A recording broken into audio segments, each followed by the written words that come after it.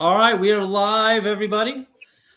Thank you for tuning in to Let's Talk Lake County. I'm your host, David Rich. We have a recurring guest, Lake County Clerk Anthony Vega. Anthony, how are you, sir? I am good. Thank you, David, for having All me. right, I can hear the thrills and trills of the Lake County Fair in the background. That's fun. I just want to have you back on because the last time we talked, we were talking off air after the show, and during the show and off after the show, I realized I had a couple more questions for you, just to clarify something that I wanted to talk about.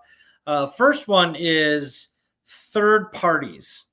Okay, I brought that up I think before the show last time, and I never got to it on the show. I'm a huge third party fan.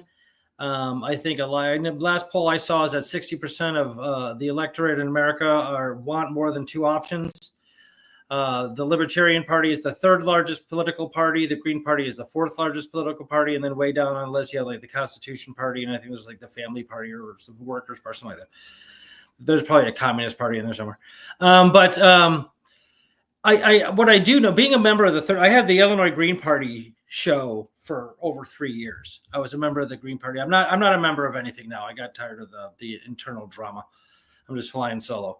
But as a political philosophy, I do identify as a libertarian, and I think that's libertarian it has the most advantages. It's not perfect. It runs into some obstacles for sure, but the notion that the basic notion of like libertarianism as a philosophy is that you own your body and you own your labor, and nobody else does. Okay, so a lot of it stems. So they're very socially tolerant. They're very with trans LGBTQ plus, go ahead. It's your body. Do what you want. Okay. It's none of my business what you do. That kind of thing, very pro-choice, your body, your business. So yeah, so I mean okay. There's a little aside there, but another thing I noticed doing research when I was on the Green Party, is that there are a lot of like pretty unjust limitations on third-party candidates getting on the ballot. For example, I know in Illinois, if a Democrat or Republican to get on a candidate, let's say they need 1,000, a third party or independent would need something like 12 to 20,000, depending on where we're talking about. That's ridiculous. And there's nothing cool about it. So you're the one that would know about how the politically or as far as ballot access and voting goes. Talk about third party thereof. Yeah, look, you bring up a really good point. And these laws were created by members of the established parties, the Democratic and Republican parties, to discourage candidates from third parties. 100%. You talked about the signature requirements for a third party candidate, which is astronomically higher than the requirements for a Democrat or a Republican, and that's by design, right? 100%. It's not by accident. No, not by accident. And I think this is why a lot of people now are pushing ranked choice voting, because in the ranked choice voting, pushing the third parties is ranked choice voting. Right, and we saw, what happened in New York City during their primary just a few weeks ago, where you had establishment Democrats losing to a Democratic Socialist, somebody that theoretically and maybe even very practically would have lost in a regular primary system, but he was switched forward by the ranked choice. And so when we're talking about third-party candidates and the environment in which, in the environment that's created, it's not fair to them. I think the general electorate is really upset with the parties. They don't like the polarization of both parties, and I think many of them would like other options. But under the current status quo, it's not going to happen. You need significant reform, and it comes down to this question: do we want to have a healthy democracy or not?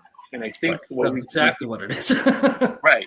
And a lot of laws from the Electoral College, from how we how we create maps, campaign finance, all of that feed into that one question. Right. And so, that I think reform is needed. We should make it easier to be on the ballot. We should make it easier. I'm elected as a Democrat. I know selfishly I shouldn't say this, but we should have options. Why should we put people into labels that they don't identify with? Which Right. then, they also, that also creates other issues if they're elected. But that's a really great question, and a clear-cut answer. It's by design. It's meant to discourage. No, it third-party 100% is. I mean, candidates. I would say it's rigged. You can say by design. I would say rigged, but okay. Same thing, I guess, in sentiment. Yeah, I mean, it's clearly designed and rigged against the third parties and on purpose. And a lot of people suspect it's because the duopoly is afraid that if they let third parties on there, they're going to start losing. And they can't have that, Libertarianism as a philosophy, whenever I describe it to somebody, like everybody's like, well, yeah, of course. Like it's a very popular ideology. And my suspicion is that if like we got ranked choice voting and third party options on the ballot as equally accessible as the duopoly is, I don't know about the Green Party. I think they would pick up some because they're so focused on the environment. But I think just the notion of liberty is a very big deal still here in America. And in different issues, it's very controversial. Again, with supposedly, the Republicans with their free market and independence and liberty, but they're going to tell, force a woman to carry a baby to term, or tell her what she's going to do with her body. They're going to make laws against, LGBTQ plus and tell you who can have sex with in your bedroom. It's very draconian and it's very hypocritical on their part. People that think that Democrats are the ones that want to puppeteer the entire society that's nonsense. You're going to get a lot more liberty from Democrats, I would say, than you would from Republicans, as far as I can tell. I don't have numbers. But what can third-party people do in Illinois to kind of get this going? Like, okay, we need this to change. What do you do? We just got to try to convince the same people who rigged the system in the first place to unrig it? Look, if you want to change the law, you have to lobby the legislators, right? And the legislature is filled with people from the established parties. I do think, however, I will say, look at how consolidated elections work in Illinois. Typically nonpartisan. Typically, that's where you're going to have people from that are libertarian or don't subscribe to either major party run for office.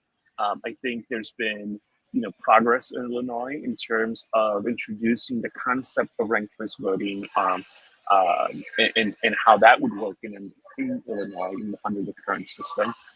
So it really comes down to advocacy and lobbying, educating people that there are other options. Other countries do it. Other states actually have ranked choice voting, and it works well. We saw New York City. We also have Oakland, California. We have the state of Maine. So there are good models out there. Illinois, like I think I mentioned at the last episode, we are a bottom-up state, which means that county clerks are in charge of the elections, which does create some practical complications for administering ranked choice voting. But those are obstacles that are not that can be overcome if we do it the right way. And so it comes down to advocacy and lobbying. Advocacy. Okay. All right. Well, I'll let my Libertarian and Green Party friends know, because I know that during when I was a Libertarian, and then I went from Libertarian to the Green Party because I just am very interested in the environment and climate change and stuff like that. And the Libertarians simply weren't talking enough about that. I think that's one of the limitations. Is I would ask. I've interviewed Libertarians on my radio show. I'm like, well, what about the environment and climate change? The market will take care of it. I'm like, that's such a lame answer. Okay. I mean, I'm sure the market will help, like with technological innovations in agriculture. I get that. I'm like, but that's a cop-out answer. And now I'm just flying solo. I'm rogue, gone rogue. Okay. Interesting. Okay. So the other question I have for you, and I was asked to ask you this, because we talked the last time you were on about same-day registration. Somebody asked, how do you vet somebody on same-day registration if they're a U.S. citizen or not? Or do you? Go ahead. Every voter who registers to vote has to attest that they are a U.S. citizen and an eligible voter. They live in the precinct for 30 days before the election, but that's their address. And in Illinois, when they register, they have to give us two IDs. IDs with the address and the name matches, and then they're testing for U.S. citizenship. Under the National Voting Rights Act, historically, we have given a lot of leeway to voters to say, "Hey, I am a citizen, therefore I am eligible to vote." When they register to vote, if they're naturalized, then they have to give us a date of naturalization. So that would be, what they give us. We also ask for the last 4 digits of their social security number. Again, we can do that. Do people lie? Sure. Do they lie in such large numbers that it changes the outcome of elections? No, it's been studied to death. Now we're seeing, in other states, I believe it was New Hampshire and another state out west, introducing a state level legislation requiring documentary proof of citizenship at the time of registration, birth certificate, passport, something physical that they have to bring when they register or update their registration. We have a bill in Congress right now, the SAVE Act, that would do that, would mandate that nationwide. And I want to be very clear, whatever the law is, I will execute. That's my job, is to follow the law. However, it has to be done right, because what we saw in New Hampshire this year is many people that were citizens, that were eligible voters, were disenfranchised based on the restrictions that their state legislature put out on the types of documentary proof of citizenship. So we want to make sure, I understand that the proponents want to make sure only citizens are registering and only citizens are voting, but let's also level set. Historically, all the studies have shown that that people who are not citizens are not voting in large numbers. In fact, they're more one-offs. So to answer your question, in Illinois, they are testing that they're a citizen. On same day voting. Correct. Anytime they register, is that they are attesting that they are a U.S. citizen and an eligible voter to register to vote. But before same day, they have to show documentation. They have to show IDs, you just said. When you register, you have to show ID, 2 forms of ID, right? But it doesn't. What is required to show doesn't necessarily indicate to my office or to me that they are a U.S. citizen. We ask them, right? As a deputy registrar, if they're coming to me so I can register them. I'll fill out the form. I'll ask them, "Are you a U.S. citizen, or were you a naturalized U.S. citizen?" They will say, "No, I was born in Chicago," or "Yes, I was naturalized September 1989. I'm like, "Okay." Or they'll say, "Actually, I'm a permanent resident." I'm like, "Okay, then you're not eligible to vote or to register." And it happened. I'll tell you a quick story. We had a couple. I was working a polling site in November. We had a couple come in. They were excited to vote. The boyfriend went out. He's registered, good to go. His girlfriend was trying to register, and the judges are going through the process. And they're Bill. I am on a podcast right now. Give me 1 second, all right? Yeah, well, we can wrap it up in a couple minutes here, for sure. And we had the girlfriend, going through the process, and then we get to the point of the questions. So there's questions that we have to ask. Are you at least 18 years of age to vote? Are you a U.S. citizen? And the lady stays quiet, and she goes, "I don't believe so." And then she said, "This is what I have," and it was a green card. And we're like, "Ma'am, you're not eligible to vote. You have to be a U.S. citizen." And so, know that, in these one-off, so this is a good example of like saying, because they're committing an oath, right? They're raising their hand and they're saying, "I am ineligible," which, by the way, if they lie, it's perjury. Now it's a crime. Sure. Now it's not only perjury, and if you vote, then you're committing voter fraud. So those are prosecutable offenses. You can get indicted for that. And there's been instances across the country where that's had to happen.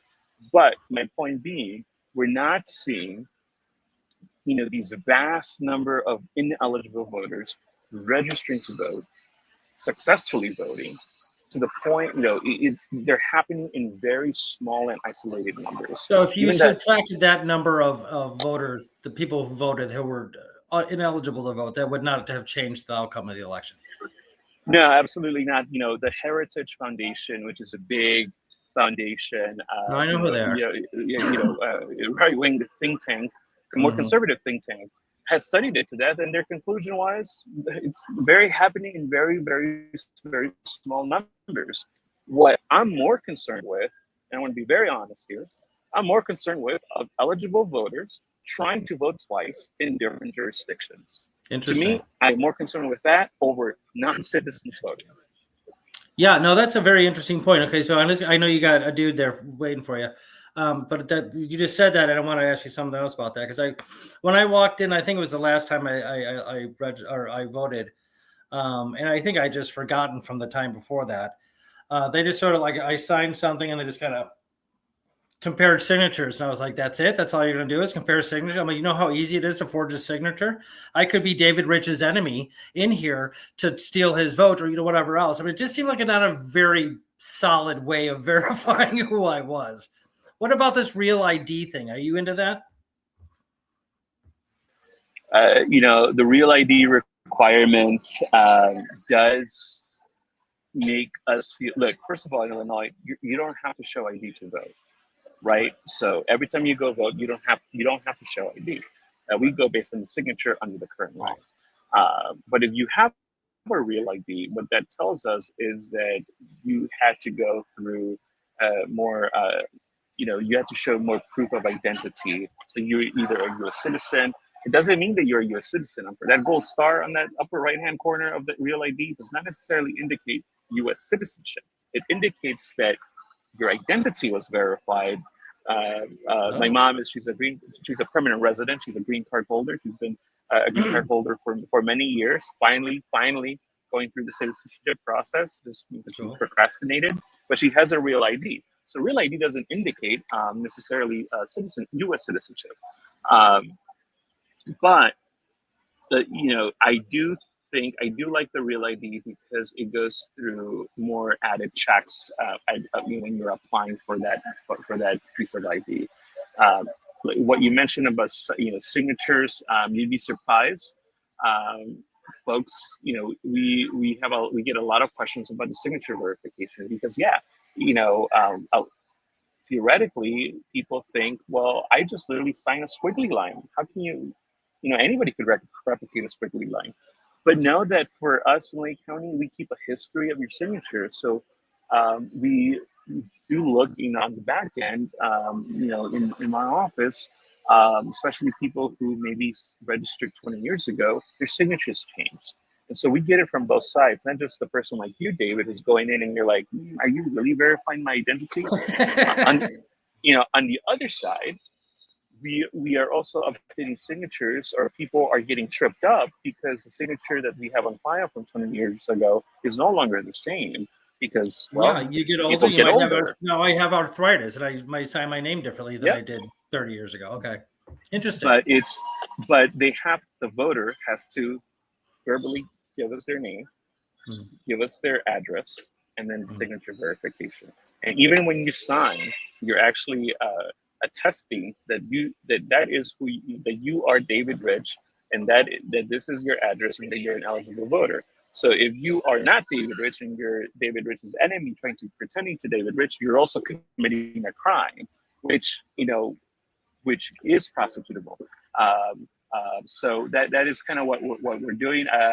Other states, I will say, actually, what I will add is, while we do not require ID in Illinois, in Lake County, if you give my election judges your driver's license, we can scan it in and they'll pull your record. And so we will go through the process, asking you to verbally verify your name, your address, and then sign. But giving us the ID, not only, while not required, it speeds up check-in, but also then identifies your record because of the scanning of the barcode on your ID. I do, there's been legislation in Illinois to see if we should move in that direction. But know that in Lake County and in Illinois, we do not require for you to show your ID if you If you present it willfully, that's different. But it is not a requirement to show ID necessarily at the polling site, unless there's an issue that comes up in your registration that we have to verify. Interesting. Okay, cool. I noticed, since I was, first got my driver's license in, 1986, and how driver licenses are now, back then you could just like split it apart and put somebody else's picture and, an adult, and poof, you have a fake ID. Now they have like lasers and, holograms, whatever. Are there any talk about changing the ID again to make it even more secure? And then I'll let you go. So that's my last question. Yeah, no, I have not heard any pieces of legislation to change, the ID itself. But that's actually one of my counterpoints for people that want us to check IDs. I asked the question, and look, we were all young, we were all 19 and in college. And if it's in a room full of people, I asked the question, how many of you had fake IDs? And people are looking around like they want to, but say something, but they don't want to admit it. And that goes to, if you present a fake ID to an election official, you're still committing a crime as if you were pretending to be somebody else trying to sign in. The ID is not your simple, waving of the wand that will ensure, foolproof protection. Security of the voter roll, security of the elections can only happen when you have multiple checks and balances, when it's not relying on one thing. And there are checks, and we're about to conduct a voter audit again later this summer to maintain the accuracy of the voter rolls. We want to make sure people who have passed, who may have passed out of the state of Illinois, that we're able to catch them so we can remove them. We want to make sure we weed out the people that have moved and didn't let us know. People forget one of their responsibilities is to let us know when they leave their home or they move to a different state. Many people don't do that because who wants to do that? When you're talking about a move, you have other things. Yeah, moving in itself is a drag, and just add more complexity to it. But yeah, no, I get you. I've moved many times, and I'm like, all right, now I gotta update my license, change my license. I gotta blah, blah, blah. And I would always put it off until I had to. So I get you. So okay, well that's cool. Like dude, you're at the Lake County Fair. Everybody go visit Lake County Clerk Anthony Vega and his buddy Bill. Have a good time tonight. Thanks, Anthony, for coming back on, and maybe we'll have you on again in the future. I'll update us on what's going on with your office. Cool? Absolutely. Thank you for having me. Just know that you go check out my social media, Lake County Clerk Anthony Vega, or my website, lakecountyclerk.info. We are conducting a voter engagement survey right now. We want to know about your experience at the polling site. We want to make sure, if there's any patterns where we need to improve on, that, now's the time to do that for the next election. So please, it takes less than 10 minutes to fill out. I'd love to hear from you. It also includes questions about possible legislation ideas. I am routinely asked my opinion on pieces of legislation. Requiring IDs or documentary proof of citizenship I want to know what you think. So, feel free to fill out the survey. I love that you're good at reaching out to the community to get perspective and ideas, and we'll see what that's also a big part of democracy, is that our elected leaders are like continue to know what we think and feel about things. Okay, not just at the voting booth.